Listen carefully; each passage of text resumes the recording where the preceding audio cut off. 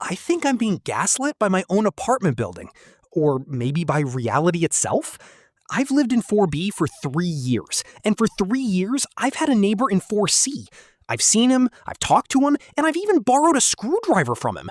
But yesterday, the landlord told me that apartment 4C hasn't been occupied since 1994. And the thing is, I still have the screwdriver. Let's back up.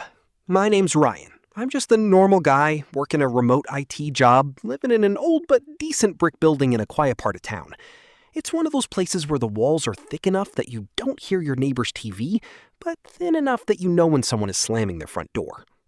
The guy in 4C called himself Arthur. He looked like he was in his late 60s, always wore those beige windbreakers, and smelled faintly of old books and peppermint. We weren't best friends, but we had that neighborly bond. You know the type. Nodding in the hallway, complaining about the radiator sounds, that kind of stuff. About 6 months ago, I was putting together a desk and realized I didn't have a Phillips head screwdriver. I knew Arthur was home because I just heard his door click. I knocked, he answered, and he handed me this old-school screwdriver with a cracked yellow plastic handle. "Keep it as long as you need, Ryan," he said. His voice was always kind of raspy, like he'd spent a lifetime whispering. I thanked him and went back to my place. I threw the screwdriver in my junk drawer, and honestly, I forgot about it. The weirdness started 2 weeks ago. I noticed that the mail was piling up under the door of 4C. Not just a few flyers, but a thick stack of envelopes. In an apartment building, that's usually a bad sign. You start thinking about the smell. I knocked on his door. No answer. I tried again the next day. Nothing. Finally, I called Mr. Henderson, the landlord. He's this grumpy guy who's owned the building since the Reagan administration. "Hey, Mr. Henderson," I said over the phone, "I'm a bit worried about the guy in 4C, Arthur. He hasn't been out in a while, and his mail is stacking up." There was a long silence on the other end. "Son, what are you talking about?" "Arthur, my neighbor in 4C, I repeated. 4C is a storage unit, Ryan. It's been locked up and empty for over 30 years.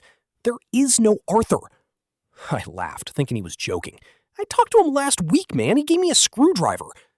Henderson didn't laugh. "I'm coming over." 10 minutes later, Henderson is in the hallway with a heavy ring of keys. He looks at the pile of mail on the floor. He frowns. He picks one up.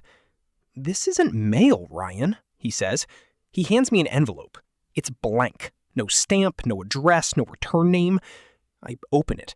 Inside is a single sheet of paper with a handwritten sentence. "The light is better in the corner." I opened another one. "It's almost time to change." Henderson's face went pale. He shoved his key into the lock of 4C.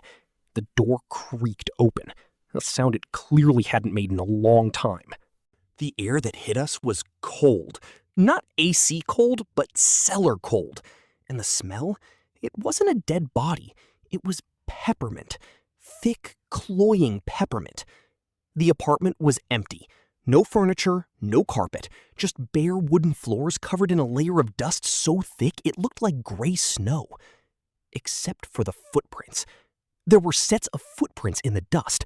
One set led from the door to the window. Another set just circled the center of the room. But there were no exit prints. "See?" Henderson whispered, pointing to the corner. There, sitting on the floor, was a stack of old books. I walked over, my heart hammering against my ribs. I recognized the top one. It was a biography of some silent film star Arthur had mentioned once.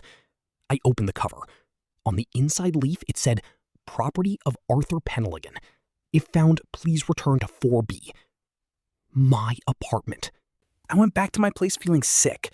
Henderson told me to stay out of it and said he was calling the police, though I don't know what he expected them to do about a ghost who likes biographies. I went straight to my junk drawer. I needed to see it. I needed to know I wasn't crazy. I pulled it out. The screwdriver. The yellow plastic handle was cracked exactly how I remembered. I held it in my hand, feeling the cold metal. Then I noticed something. I hadn't looked closely at it before. There were letters etched into the metal shank of the screwdriver. Very small. Very faint. I took it under my desk lamp. It didn't say a brand name like Craftsman or Stanley. It said, "Borrowed from Ryan, 4B, 2026. I froze. Today, is April 20th, 2026. I've lived here for 3 years, but I bought this desk 6 months ago. That's when I borrowed the tool. But the engraving looks old, worn down, like it's been there for decades. I sat there for hours, just staring at that tool. Then I heard it. Click.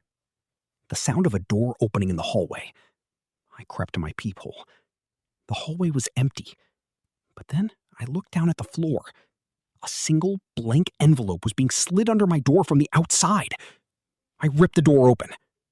No one was there. The hallway was a dead end past my door in 4C. There was nowhere for a person to run in 2 seconds. I picked up the envelope. My hands were shaking so hard I almost tore the paper inside. It was a single note. The handwriting was identical to the ones in the hallway, but the ink was fresh. It said, "Thanks for the screwdriver, Ryan. I'll need it back in 1994. I haven't slept in 2 days. I keep hearing the sound of someone moving furniture in the empty apartment next door.